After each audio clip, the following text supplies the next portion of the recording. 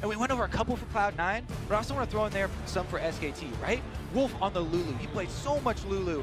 It has not yet found its way onto the ban phase, but yeah, that for him in summer was incredibly big. And if we are talking about Faker, Cassiopeia definitely had a lot of success for him this summer as well. Rakan banned out those engaged supports that can also use the Ardent Sensor. Of course, don't want to give anybody that opportunity. Sejuani taken away as well. Hallmark, Tank, Jungler, Kalista, and Galio rounding out the bans thus far, but leaves us with a lot of interesting first pick potential.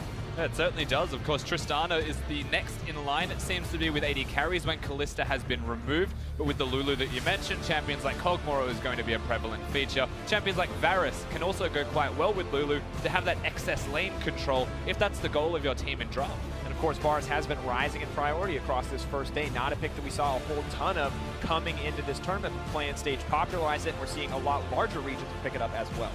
And it seems like SKT are pretty comfortable and very happy with their late game and playing into Ardent Sensor and winning 5-on-5s later and playing around objectives. Yeah. So they ban out some early playmaking supports, attacking smoothly there and attacking some of the mobility here. The Galio that you talked about, Jensen showed in mid lane, Impact displayed at top lane. So it looks like SKT are trying to take out any of those kind of surprise cards or big playmaking champions, and just try and grind it down to standard. And we heard it from the desk so often, if you want to beat a Korean team, well, maybe you can find those leads in the laning phase, but much harder to actually bring it home when it comes to macro. But Cloud9, they're packing some late game punch here already with their first 2 picks. Yeah, I actually do like that they are taking this away from Lulu, mentioned there for Wolf, and combining that with Tristana definitely has seen success.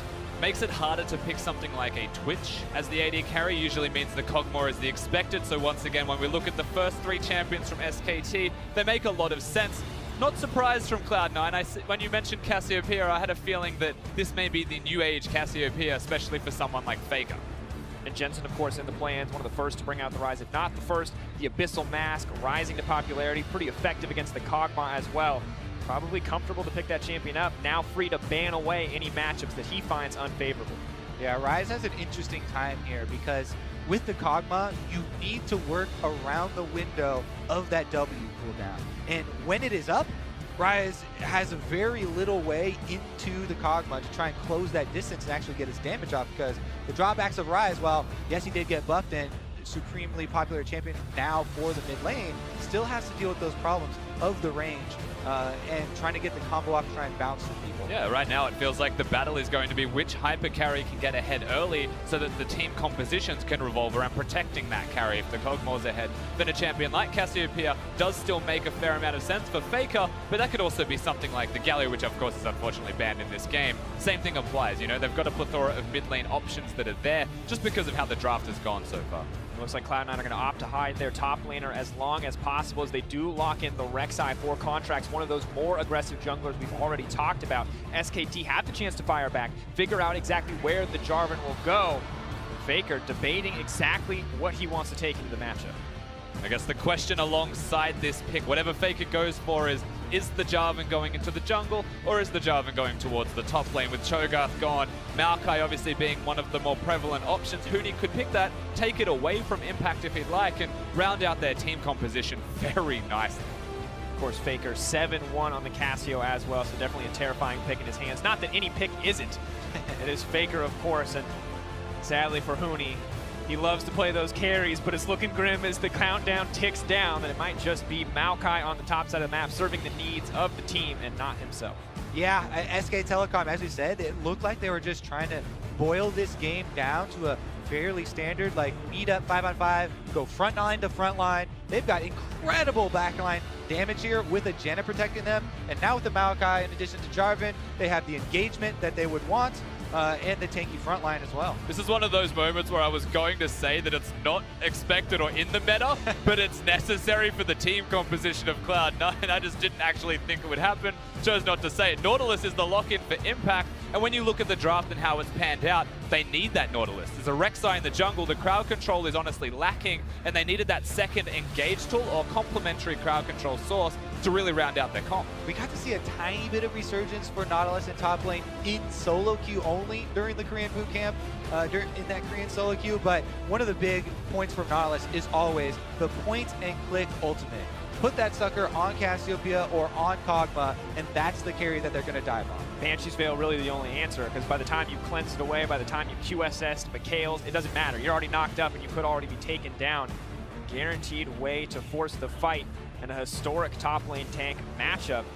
Small buffs may have brought him to the table, but now as we gear up to very front-to-back comps, as you put it, Kobe, Reaver and Coma having a good time on stage, feeling good about their first match here at Worlds. We love the history between the two teams, and those two guys specifically, definitely all coming together in this group as we are about to get on the Rift. Well, if you believe in C9, hashtag C9 win. If you believe in Korean dominance, hashtag SKT win. We'll see if the West can find their first win here, what exactly they want to bring to the table. Yeah, very big moment for both of these teams to see if Cloud9 can keep up with SKT, or if SKT have fully come into Worlds super prepared.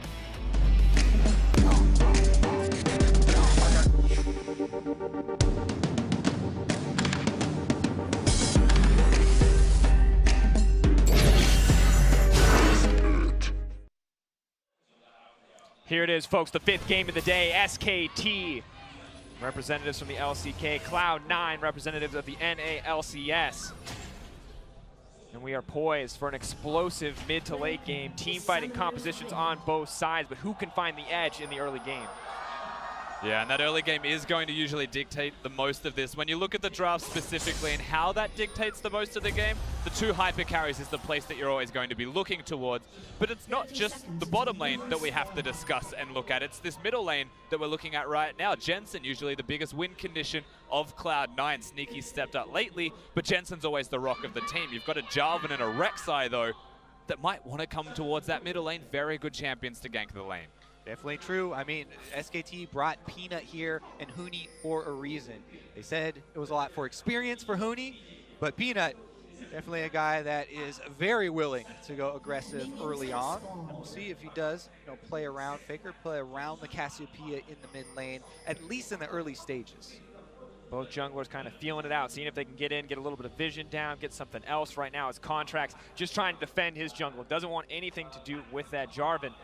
Looks like it will be the leash coming in for Peanut in the early game, so we'll have a slight edge in terms of clear speed, at least for now. And so far, of course, with the early pathing of both junglers, you'll see most of the pressure be around the bottom side of the map for Contracts, perhaps the top side of the map for Peanut, unless he chooses to be aggressive and engage. And because he has the duo lane going for him, the option's there for Peanut. It's just a super risky thing. However, Faker's going to make it a bit easier if he'd like.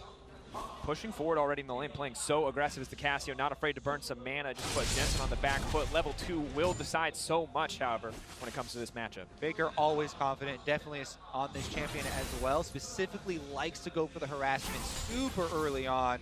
Chug that corrupting potion while you go for your trades. He gets the burn down, he tries to push them back through the minions, trying to deny it a little bit that way. Jensen does step up and gets the rest of them there, but it looks like both junglers will just be going for the level 3 clear on top side very quickly, as Peanut has made his way up there as well. Contracts just as the red quadrant clear, so he could come over and at least use the passive to try and scout out Peanut. Nautilus, of course, a champion with a lot of CC to set up the plays. Needs to land the dredge line, but if he can, might be enough to give him an edge in that tank matchup. Impact would be happy to take it.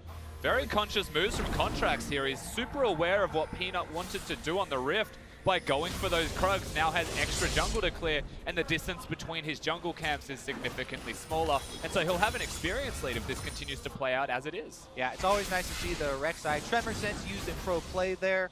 A little bit of extra scouting early on definitely goes a long way. Now Contracts back to clearing the other half of his jungle, whereas Peanut has decided to take domination of the river. Both scuttlers taken by SKT to provide that extra amount of control. Yeah, and it really makes it hard for a jungler to gank when both Scuttle Crabs are there. But Rek'Sai is one of those unique champions that can get over areas and walls that most junglers shouldn't be able to do. So there's always a world where Contracts can still get that gank off. It means the execution's really hard. Thing is, none of those openings are around mid lane. Look at the wards in addition to the Scuttle Crabs. They literally cut off all the angles that Contracts would try and go mid for. So they're saying, yes, Rek'Sai is tricky. You can try and weasel away in somewhere, but it's not going to be towards Faker. And putting mid lane in that vacuum is terrifying, because while Jensen looked dominant in the NALCS, these guys have history against each other, and it is not a good look for Jensen. Yeah, they only showed one part of their stats there before, which was the averages for the seasons. Now, if you actually match them up against each other, Faker definitely took first clap. And that's the big thing, you know, play-ins, his CS difference was incredible, Jensen, and now he comes to the world stage. And the last time he did, Faker was able to give him a cheeky clapping, so hard task. Definitely the case, and of course, you mentioned it earlier, Rusty, we haven't seen the full strength of Cloud9 quite yet. We don't feel like they've been 100% tested as showcasing their dominance across play-ins. And now what can they show us up against SKT? Because it's definitely a do-or-die kind of game in such a close group. Super passive starts as well. The mid laners namely not being active at level 2 for the Cassiopeia means they're looking towards those tier purchases. And now one of them has got that. Jensen is going to be around and a little bit stronger in the current moment if junglers choose to interact. Yeah, I mean, this is a little bit of an exciting interaction because everything else has been fairly calm and focused on defensive farming and cutting off pathways. But that was Peanuts having the confidence to go grab that plant because Rise had recalled. Now Contracts is getting a bit aggressive on him, trying to chase him back. And the earlier experience advantage that we mentioned from Contracts through his pathing, through his clearing, has given him level 5 to 4 in advantage, something that does mean a lot.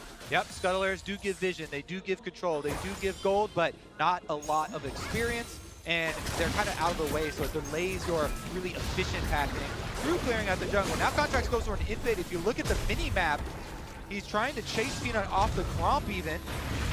Trying to keep Peanut down, knows that he could be the playmaker here in the early game as the rest of the map is set for even back and forth lanes. Impact was able to come down there from top line to provide that support, and Contracts does have Smite as well. Peanut, no vision, and he's gonna wait on that cooldown. Gave it a crack. It wasn't quite the steal, but nonetheless, again, Impact goes from top lane, but the reason he does isn't because he has complete lane control. He chooses to sacrifice a bit of that lane control, maybe a CS here and there, to come and help his jungler to enable him. Yep, Maokai not able to push that quickly early on to punish the roam, and Huni does get the wave up into the top turret here, but Contracts is going over a ward and should be quite safe there for Huni. Good information, consistently good warding coming in from SKT in the early game. As much as Contracts is trying to shut down Peanut, it's the vision of SKT that is shutting down Contracts, stopping a lot of these more aggressive plays, the more creative pathing we've already mentioned. And now, while the bot lane may have been pushing early for C9, Bang getting a lot more comfortable here. So now we need to take part 2, right? Contracts was seen on that ward. You give you another 30 seconds at the very minimum for a jungler to recall after being seen, then make his way back out onto the opposite side of the jungle. So that's why Peanut knows that he can go in and counter jungle Contracts blue quadrant and take away the corresponding Gromp. Yeah, so clever stuff here from the jungler of SKT. Peanut still staying on the correct side of the map for where his duo is winning. And so ultimately, Peanut's decision is to hang around, try and find Contracts once again, or at least control this same quadrant so that Contracts can't come bottom, alleviate that pressure in any way. And right now, the proactive early play of Contracts giving C9 a slight lead, slight CS advantage in the jungle. Of course, Bang and Wolf, they're printing money on the bottom side of the map. They've got the targets, they've got the coins, they're looking for that quick ardent, as has become the new standard for bottom lanes. But we're still gonna have to wait to see them get it before we see any kind of aggressive plays here. Just a back and forth battle between each of these lanes. Looks like Jensen's not gonna get all the attention that he wanted. And SKT have done a good job of slowing down the early game. Yeah, they really have. Even having Boots of Lucidity for Jensen, just for the extra move speed. Of course, the cooldown reduction is nice, but that delays any kind of catalyst purchase if that's the direction he's going as Contracts. He has been spotted. Ray Seeker connects, tunnels forward, looking for the knockup, trying to find the chain CC. Huni could be in trouble. Knocks him back, double knockback, so crucial. Yeah, Impact is out of mana. Contracts also got chunked to half health, so they have to be very careful about a counter gank there. If Peanut was ready for that already, and he was in place a bit closer, that could have been disastrous for Cloud9. But they are going to cut off their aggression, pull it back after they see their gank has failed. And it looks like we'll just have everybody recalling. And it makes you feel like they chose to do it just to give Impact a recall. He has only got the Doran's Ring. He hasn't gone back to shop yet. You contrast that to his opponent with the Catalyst, and that's a big reason as to why Huni didn't die. And a lot of that stems from why, going towards and helping your jungler costs you a bit of lane control. And here, we do always want to check in. You talk a little bit about the printing money of bottom lane, and everybody kind of focusing on getting extra money for those Ardent sensors. But even though the Kog'Maw does have that Targons and they're getting those extra executions over to the Janna, Wolf only went with the Quintessences for gold generation, whereas Smoothie went for both seals and Quintessences. So they have a little bit more, but mid lane's gonna have some action. Moving in, flash forward. Faker does what he can with the petrifying gaze, but it might not be enough. Heal coming through. Faker needs to make his way out. Out comes the backside. The flashback. Contract's now in trouble. Faker pushing for a little bit more. Is he gonna get the first blood here? That's it from Faker. Super clean outplay there. You wait until the Rek'Sai shows for the ultimate as he's coming forward, as she is coming forward, then you flash, you can dodge the damage. Faker never scared for his life there. Turns it around, gets the kill, and the collapse from SKT to punish Jensen as well. Huge, huge opening here. Yeah, exactly. Getting 2 kills for the price of just trying to kill Faker, and he doesn't even die. The summoners are gone, so Cloud9 could come back to the middle lane if they want to try and again, but how much they lost for just the one play is very substantial. That's double buffs on the Jarvan, double buffs on the Cassio, and it's not like Jensen and Contracts kept their flash either. That's a tough ask, and we can see the play one more time. And it's super forced from Cloud9 as well. The ultimate was fine from Faker, but this decision to dive, the timing of the flash, all incredible, and then Contracts with nowhere to go. At the same time, Jarvan going towards the middle lane. They'll make the play, and there's no ulting out for that Rise. Yeah, that timing did take people a little while to get used to, but after you get it off a couple times, just wait till you see the whites of his eyes, dodge it out. Faker never scared. Cool, calm, and collected again as Cloud9 come for him in the mid lane. Now, though, this does change the face of the game a little bit. We'll see where these extra wards are going to go. Now Faker's going to ramp up very quickly as well on this Cassiopeia, and we'll see if SKT can actually open up some more of the map. Yeah, and one of those moments where having the Boots of Lucidity may come back to haunt Jensen just a little bit more, delaying that Rod of Ages and dying immediately after. Bad omens. And it looks like Faker not going to opt for the Abyssal Mask, the AP nerf on Twin Fang, maybe forcing him for a more aggressive itemization with the Rod of Ages himself. All the things that went into that little play too, the aftermath, the wards left behind in Cloud9's jungle. Saw Contracts come over to the bottom side, and he was able to clear out one of the control wards, but Faker still has another one in that brush.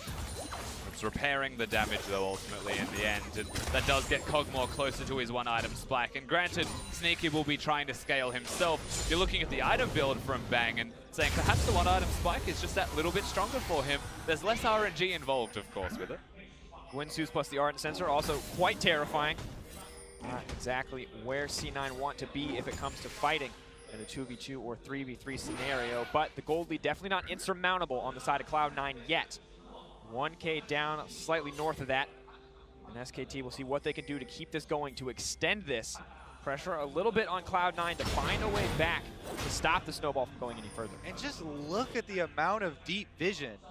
You know, this punish from SKT is still taking effects. Both sides of Cloud9's jungle have deep wards from SKT in them. So they see the swap coming out from Cloud9. They see the move already before Cloud9 are showing past the halfway point. Huni shouldn't be surprised here. It does take a little bit of damage, but reinforcements are already on the way. You know, Wolf and Bang headed up there with the Janna Kog'Maw.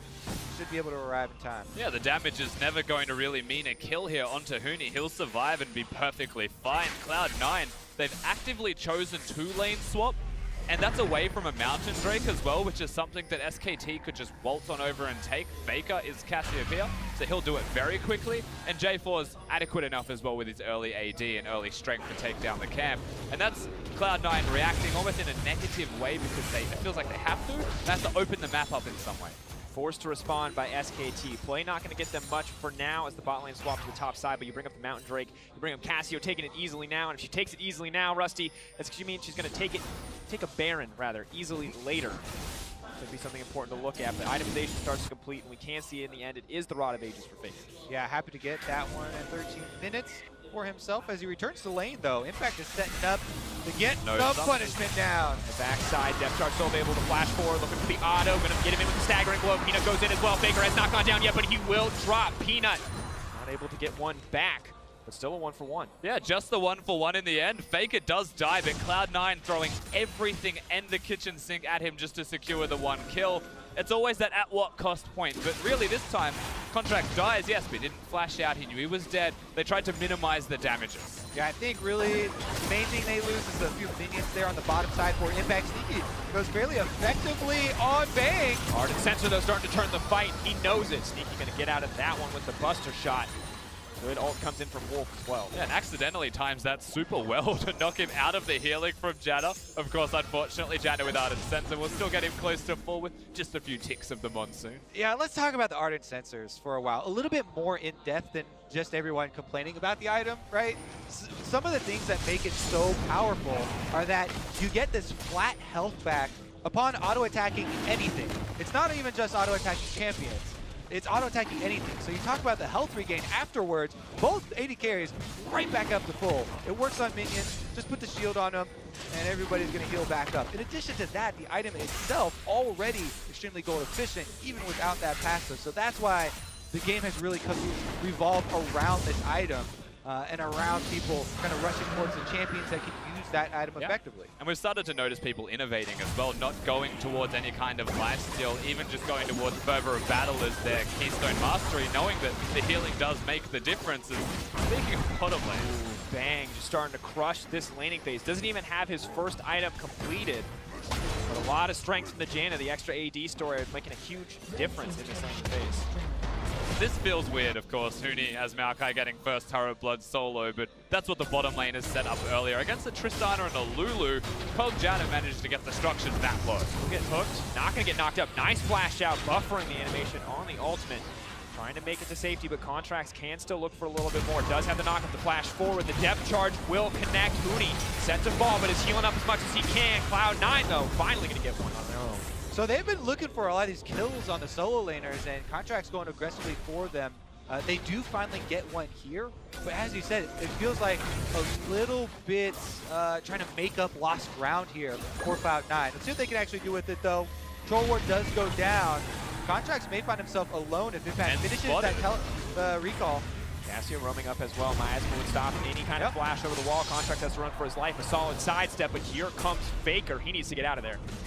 Contracts is going to be very difficult for him to get out. There's the Twin Fang, and down he goes. Faker going to grab that one. As we said, you know, Impact was recalling right there, channeling it, and Contracts goes very aggressive. As soon as he sees Peanut, the recall is completed, and they don't have enough intelligence or enough vision to be able to call that Faker as well is down there. So another kill over for SKT. And usually when you don't have enough vision, your answer to that is no. Let's just nope out. But the way that he went as well, Contracts now bottlenecks himself into this spot that he can't afford to stay at. He will get chased down in the end eventually with no way out. Compliments of course, using that tunnel. The correct answer here from Contracts was to not take the Krugs at all, but he still took the greedy play, took the risky play, and then went the wrong direction as the way out. And you have to respect it, because you know he's desperate to find advantage. He's desperate to find a small edge, but SKT has been there so consistently to punish Cloud9 anytime they overstep, and now it's even on things as small as taking an extra Krug camp.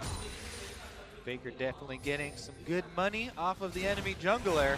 That makes things even more difficult. Jensen, he does have the later completion on the Rod of Ages, but he's trying to kind of minimize the deficit there. And let's take a moment to set expectations as we move further in the game. We talk a lot about front-to-back team fighting. We talk a lot about how both of these teams scale up really well. Now, SKT have an edge, but how much does that mean? We're going to have to hold that thought, because in goes Peanut. Sneaky trying to make his way out. Well-timed buster shot to get him out to safety. Yeah, good execution from a lane that is currently fairly weak. Of course, the 2v2s have an extensive amount of gold. In goes the hook. Faker going to land the double. He's going to get knocked up. Staggering blow brings him in. Trying to 1v1 Jensen. Faker, can he turn this one back? Jensen's running for his life. He might just get clapped. He's bringing himself out to safety. Faker going to run. He will get taken down. Jensen gets the kill. He threw a Q as he ulted away. A good trigonometry there from Jensen. And he's able to throw up his flare afterwards as well. But SKT were very close to turning that one around. Now Impact does find Huni, the member that was not in the mid lane skirmish there for SKT. Still going to be able to get back to the minions, though, no problem. Still two tanks fighting. Still not a lot going to happen. But Peanut trying to zone away Sneaky and the rest of the squad as Bang looks to take down the tower. A little bit extra tanky courtesy of that Target's Brace. not afraid to tank the tower to dish out a little more damage onto Sneaky. Bang playing fearlessly this game. Both these lanes need to recall and spend all of the money that they currently have. 2,600 apiece between the AD carries is more than enough for their first item spikes, and that has delayed perhaps a lot of strength from Cloud9. It is delaying things from SKT also on the flip side, but they're taking extra advantages during this stalemate. The turrets are definitely becoming a problem here for Cloud9. Already early in the game, we talked about how SKT were taking those openings to put deep wards down, but now the Cloud9 territory more open for them. Here's another look at the skirmish in mid lane. If it was just the 2 versus 2 there, you know, Jensen did get out at the end and throws that you're talking about. Yeah. But C9 also had the earlier support as they had 3 members joining contracts as well for a little bit of extra support. That is one of the cleanest things that I've seen from Orion ulting away. Not something you expect to see until a random white bubble just comes flying across. Fadeaway, baby. Power Rangers finish. Don't even look at them as they explode. Of course, for Jensen, hasn't found a ton of advantages this game. It was an aggressive 2v2 play in the mid lane that cost them so much, but you can see SKT, this is going to be a hard opponent for them to crack. 17-0 with a 2K lead at 20, and we're about 3 seconds away. They're looking to make it 18. And it's over 2K. Oh no. Grim path. Once again though, the advantage not quite crushing. 2.5K, definitely a significant lead. But until someone takes a Baron, game not decided. However, Cloud9 got to clean it up. They can't afford to keep losing members. Did a sapling just take that blue buff away? I think it did. Let's find out. Well, he doesn't have it. Well, Jensen does not have Rexlai doesn't have it. Huni does indeed have the blue buff there for yourself. We're over here playing League of Legends. Huni's playing 4D chess with his saplings. And SKT are going to grab yet another tower to extend their gold lead. 2K may not have been crushing, gentlemen, but 4K looks to be the case. Now waiting for SKT to slip up, to find an edge, to find an opening. But Bang continues to pressure forward. They finished those early items. The Kog'Maw just keeps getting stronger. Also, with this gold lead and this territory lead that SKT have, Cassiopeia can mosey on down to this Cloud Drake very easily and take up another objective for themselves. So SKT, complete dragon control. They've got the 3 turret advantage right now and the extra gold to work with. So all things are going according to plan here for the defending champs. Faker once again trying to dodge out on a gank. Jensen pushing forward. Faker with no mana should be a good sign for Cloud9, but Wolf is there to back him up to protect the mid laner on the side of SKT. Now it looks like they're looking for the fight. He's got the CC to stop that from happening. No Zhonya's to get out to safety. Jensen's in trouble. In comes Bang on the backside, but Faker gonna grab the kill. Smoothie now running for his life. The twisted advance. The polymorph not enough. Another one taken down in favor of SKT. Really good target selection from Huni to go for the rise, interrupt all 3 people's escapes, as Sneaky will do his best to trade. The question is, what will SKT take in response? Sneaky may die, the Baron may die. Well, teleport's coming in for C9, so it looks like Impact at least wants to get in the area. Moment of truth. Baron dropping lower, 6K health, and quickly fading. But Faker with no mana in the bag, contracts. Could make it over the wall, but has to watch the miasma. They have to be careful. It's a slow, grindy Baron coming in for SKT. A lot of damage there, dished out by Bang over the wall.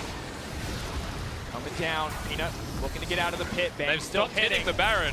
1K dropping, so close to that smite range. Faker doing what he can to zone. Can they steal it back? No, but Contract still goes over the wall. Tries to go underground, tries to come back up, but it is not enough. SKT gets the Baron. They're gonna grab a few kills as well. Sneaky trying to 1v1 on the wall. Gets tagged mid-air, no chance to escape. SKT dominates. Yeah, not a chance in the world for Cloud9.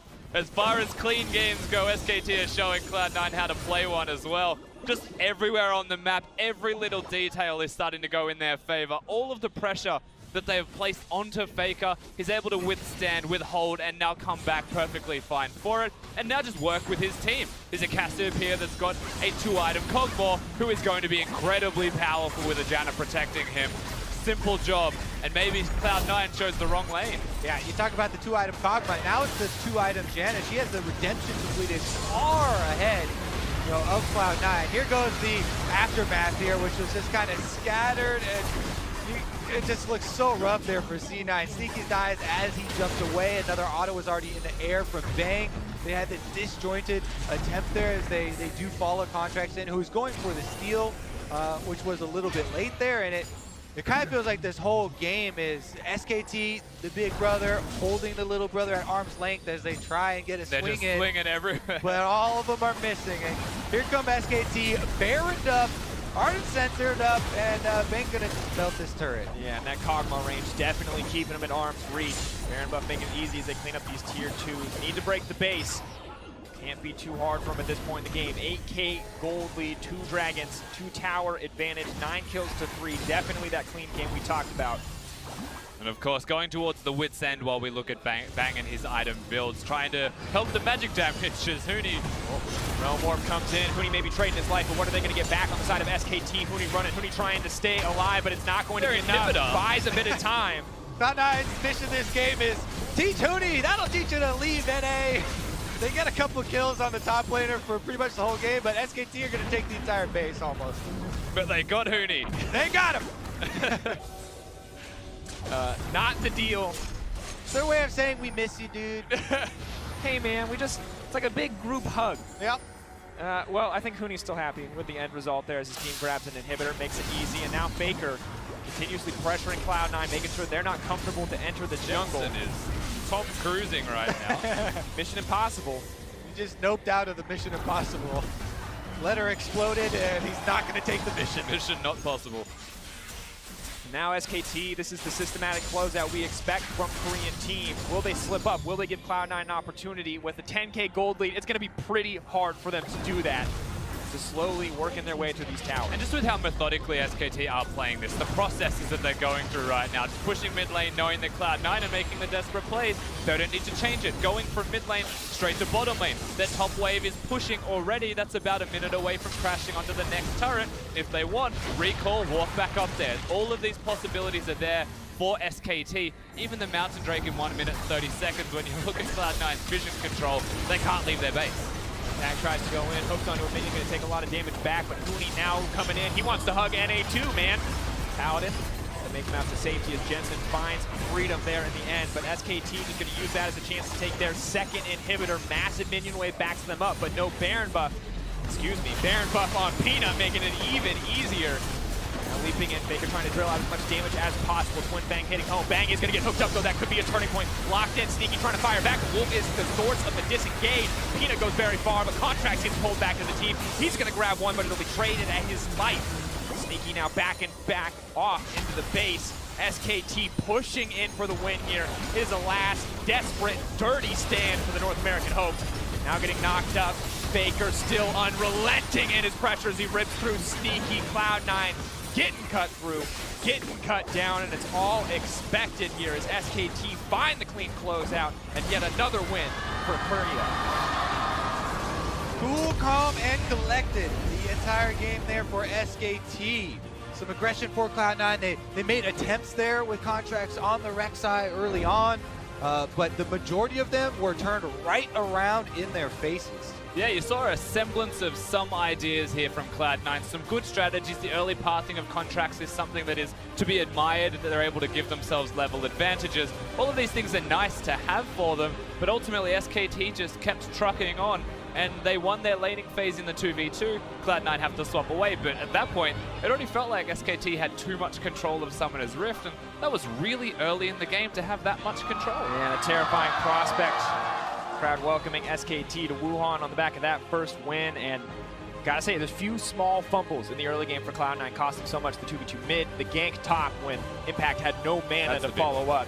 It was definitely a difficult path for C9, and have to wonder how they're going to adjust, how they're going to come back stronger looking ahead. I mean, you can look at that game and just say the 2v2 was the biggest thing that ultimately lost you so much control of the Rift. If you're going to focus Faker and you're going to trade ultimately with Faker, well then that's not really acceptable. What if he's going to live and he's going to be able to just kill you guys? That's even worse. Like, what's happening here for Cloud9? But it's not going to be too bad for them. You know, you can look at it and just say, that was it. It did feel like Faker knew the entire time, kind of like a bullfighter. It's like, yes, come ult me, Rek'Sai, come through, and flashing away just to the side. Bullfighter indeed. Well, Cloud9 get dominated by SKT as SKT continue to reign supreme. Let's head over to the analyst desk for a closer look.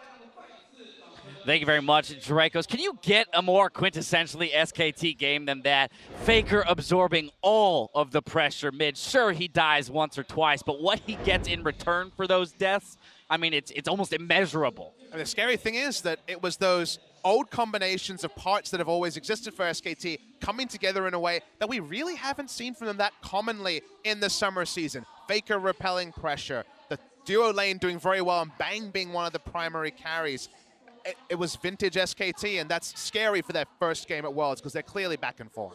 And one of the big things to me this game was actually the bot lane and even just the itemization and the setups in the early game. SKT went basically as greedy as you can, and we've been kind of seeing people trying to one-up each other with how greedy can you get. Not only did they start Relic Shield, Coin, they both started refillable, so they're not even going for biscuits or anything like that. They're trying to get their most bang for the buck, and this is a Janna Kog'Maw lane who then was winning lane against a 2v2, and there were some things to me that were also kind of confusing about Smoothie's setup because he's going gold Quints, he's going gold Seals, that makes sense. But then why are you going in for Thunderlords? Why are you kind of playing around this style? To me, this is like two different things. When you go for Thunderlords, you're looking to bully lane, you're looking to abuse them. When you're going all gold generation, you're looking to sit back and scale and play a passive lane. So to me, this is kind of, you know, two things that are butting heads and doesn't really make a lot of sense to me. I'd rather see someone go Thunderlords and go Spell Thieves, go AP in lane, try to win lane hard, or don't bother with it at all. Just go Wind Speakers. A bit of a disconnect there, yeah, if you will. But of course,